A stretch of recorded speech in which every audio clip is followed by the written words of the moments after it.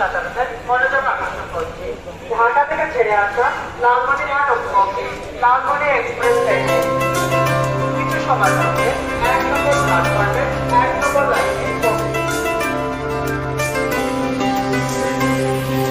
স্বপ্ন টানে দিলাম পাড়ি অচিন পথে আপন ছাড়ি